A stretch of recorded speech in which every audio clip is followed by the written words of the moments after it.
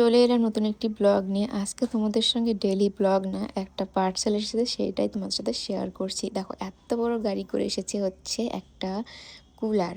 আসলে কদিন ধরে যা গরম পড়েছে, আর বরমশাই এটা কখন যে অর্ডার করেছে আমি সেটা নিজেও জানি না, কিন্তু বলেছে আজকে যে এই পার্সেলটা আসবে। তো এখন আবার ও বাড়িতে নেই। বেশিরভাগ সময় এরকম হয়, যখন বড় কিছু অর্ডার করে ও তখন থাকে না, আর সেই টাইমে ডেলিভারি দিতে আসে। কোনো দিন রাত 9টা, কোনো দিন বিকেল 4টা 5টা। তো এই যে এখন আমি এটা কি বুঝবো, যে হোক খুলে দেখালো কোনো ভাঙাচোরা আছে কি না, এরপর চালিয়ে দেখালো। আর এখন এই এত বড় জিনিসটা আমি কোথায় রাখবো সেটাই আমি বুঝে উঠতে পারছিলাম না। যেহেতু আমাদের তো বেডরুম একটাই, তাই এই জিনিসটা কোথায় রাখবো আমার এই ছোট্ট একটা ঘরে। আর এত জিনিস এমনিতেই আগে থেকে আছে, আমি চিন্তায় পড়ে গেছি। আর ও এখন বাড়িতে নেই যে এটা চালিয়ে চুলিয়ে দেখবো কি অবস্থা। তো জানো, সব থেকে হাস্যকর একটা ব্যাপার, যে এই যে কুলারটা অর্ডার করা হয়েছে আমি কবে জানি না, তো আজকে এসেছে, মানে মঙ্গলবার। আর আজকে সারা দিন ওয়েদারটা খুব ভালোই ছিল, সেরকম গরম নেই। তার থেকেও বড় কথা, রাত্রেবেলাও ঠান্ডা ঠান্ডা ওয়েদার ছিল। আর আমি তো অপেক্ষায় ছিলাম যে ও কখন আসবে এটা চালিয়ে দেখাবে। এখন বাজে হচ্ছে রাত 11:30টার মতো। ও এসেছে ডিউটি থেকে, এসে খাওয়া দাওয়া করে এই যে ঘরে এসে আমাকে এটা ওটা জিজ্ঞেস করছে। আমি বলছি আমি কিছু জানি না, তুমি যেটা যেটা চেক করার করে নাও। আর ওদিকে মেয়ে ঘুমিয়ে আছে, জোরে জোরে কথাও বলতে পারছিলাম না। তো রাত 11:30 থেকে দেখতে দেখতে 12টা বেজে গেছে। আর ও কিন্তু দেখেই যাচ্ছে।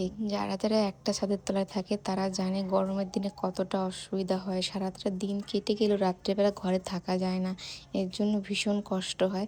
আর ও তো এই বাড়িতে আসার পরের থেকে শুধু বলেই যাচ্ছে কুলার নেবো বা এসি নেবো, কিন্তু আমি না করি বলে হয় না নেওয়া। তো এবার আমাকে না বলেই অর্ডার করে দিয়েছে, আর আজকে এসেছে। তো দেখা যাক এটা কোথায় রাখা যায়, বুঝে উঠতে পারছি না। আর এখন রাত 12টা বেজে গেছে, আমার প্রচণ্ড ঘুম পাচ্ছিল, কারণ সারাদিন অনেক খাটাখাটনি হয়েছে।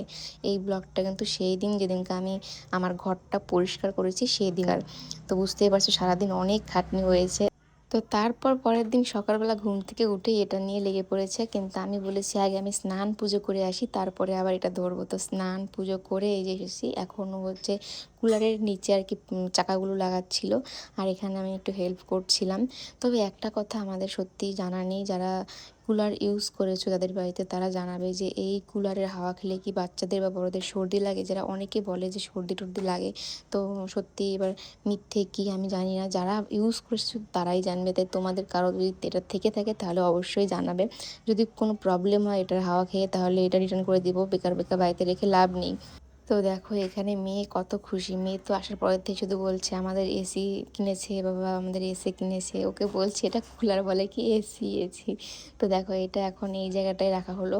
ঠিক করলাম যে এখানটাই রাখতে হবে, কিন্তু প্রবলেমও আছে, এখানটায় রাখলে না ওই ডয়ারটা খুলতে পারছিলাম না। তো দেখা যাক পরে আর কোথায় কি করা যায়, কারণ ঘরে তো একদমই জায়গা নেই। তো হাওয়াটা খেয়ে বেশ মজাই লাগছিলো, এর জন্য আমি আর সোনু কিন্তু সেই সুন্দর ডান্স করছিলাম খুশিতে। দেখো সোনুর ডান্সগুলো শুধু দেখো, সোনু তো ভীষণ খুশি যে ওর বাবা এসি কিনেছে। তো আমার এই ছোট্ট ঘরে এই যে কোণাটা ফাঁকা ছিল সেই কোণাটাও ভরে গেল। তো বলো কেমন লাগছে এখন। সত্যি ঘরে কোনো জিনিস আসলে ঘরটা ভরে ওঠে, সুন্দর হয়ে ওঠে, কিন্তু কাজ দায়িত্ব মানে আরও বেড়ে যায়। এই একটা জিনিস নতুন আসা মানে কাজও বেড়ে যাওয়া, তাই না?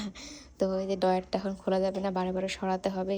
তো এখন সোনুর বাবা হচ্ছে মোটর চালু করে একদম ঠান্ডা জলগুলো উঠিয়ে এই যে কুলারে ঢালছে।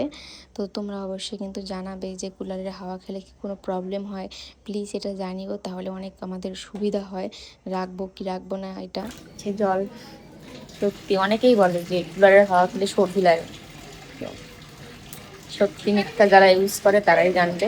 আমরা তো জানি না, তোমরা জানি, তাহলে ব্যবস্থা করা যাবে, নেওয়া যাবে কিনা এটা।